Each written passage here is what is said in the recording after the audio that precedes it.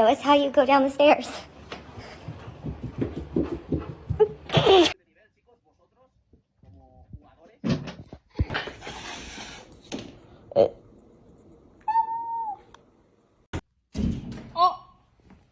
Oh my god.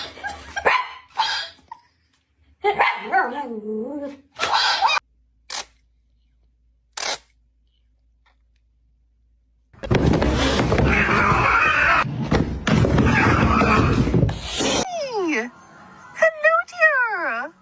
Oh, so strong. So beautiful.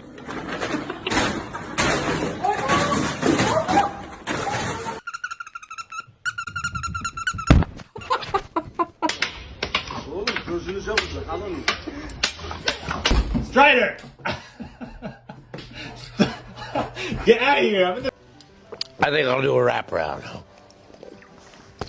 We'll wrap around.